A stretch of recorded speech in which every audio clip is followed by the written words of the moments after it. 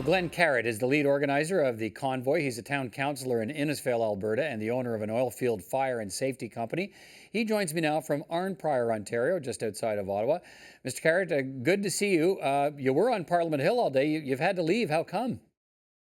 Oh, we were done. We were planned to be there from 11 till about 2. Just we wanted to cooperate with OPP to. I think we stayed till about 2:30. We had some speeches lined up, and we wanted to cooperate with OPP to beat rush hour with the convoy. We didn't want to cause any more grief than what was necessary. And are you back? outside of Are you going to be back there tomorrow? Back on Wednesday? Yeah, Okay. yeah, we are. Yeah, we bet. What's Same. what's the message you're trying to get across to Canadians with this convoy and this large demonstration on Parliament Hill? We're trying to get across to Canadians that our Canadian government just isn't listening to us, and we're a united Canada, and we proved that coming across the country and with all these trucks. Every town that we stopped at, there was hundreds of people. In some bigger towns, there was thousands of people. When we got to the end of the destination in Arnprior here yesterday, there was a good couple thousand people that greeted us. The Ontario landowners and farmers and ranchers and veterans and all walks of life that realize how important our oil and gas energy system sector is to all of Canada. Oh, okay. Are you going to get a meeting with the Prime Minister to relay that message to him in person? I'm not sure. We'll see what happens. It was a big day. It was a bit of a learning curve for sure. There was a lot going on.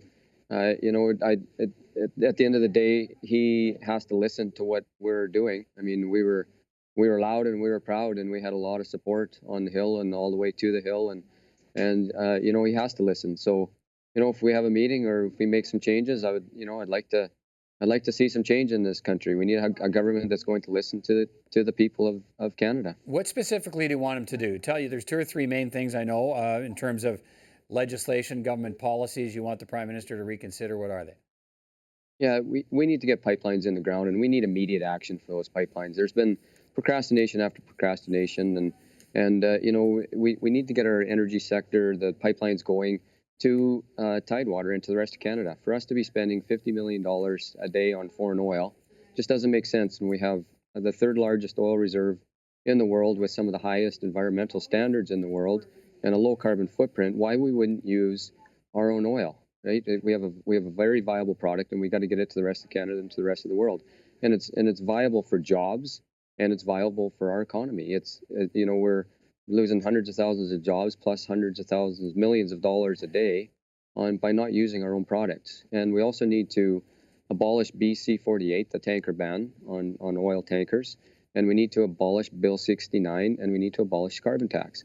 These are big issues that are going on in the government right now that aren't helping Canada. We're overtaxed because of overspending, and we need to get these things back in order. Okay, I mean, your convoy has its critics. There was a counter protest there today on Parliament Hill of people who say you're on the wrong path, that there needs to be protections for the environment, and there are lots of people who would just as soon see no more energy development in this country. There are some critics who say that the convoy began as a yellow vest movement that's been co-opted by the far right groups and racists in some cases. How do you respond to those concerns? Well, first of all, education. Our oil sands have got a bad rap, and I believe if anybody there that was protesting against what we were doing doesn't want to unite Canada and see Canada prosper. We drove all the way across the country, and we saw nothing but support for what we're doing. So I feel these people need some education. If you're going to buy, we're not out of the oil and gas industry for a long time. So if you're going to buy and use oil and gas, then why not use your own product? And if we ever do move to another form of transportation, whatever that might be, our oil and gas industry is the innovation leaders. So any innovation is going to come out of the oil and gas industry. Are there yellow vest members in your convoy, and if there are they welcome? They're welcome if they're peaceful. There's yellow vest, there's blue hard hat, there's red coverall. I wear a fire toque. It doesn't, whatever you represent, you can stand behind it as long as you're peaceful and respectful, hardworking Canadian. That's what we're trying to show here. But some of them, and one of them says he's a Yellow Vest organizer from Northern Ontario. It claims he's part of the convoy. He's included calls at some point for politicians to be executed. He's called immigrants subhuman and argues that women don't belong in politics. How do those kinds of messages help your cause of trying to promote unity on this issue of fossil fuel energy development? Well, I can tell you whoever that was is not an organizer of the convoy, because myself, Haley Weil, and Jason Corbeil organized this. It was, I've been working on this for 6 weeks, and whoever said that is not an organizer. We've been organizing this, as a United We Roll, and that's what it is. Is there yellow vests that come with on the convoy? Yeah, but there's purple guys that wear purple shirts or whatever color. We can't get wrapped up on the color. We've got to get wrapped up in what they represent. And the motto of the yellow vest is no carbon tax, no C-48, no C-69, and the UN Compact. Okay. So what's the UN Compact got to do? That's the global compact on migration.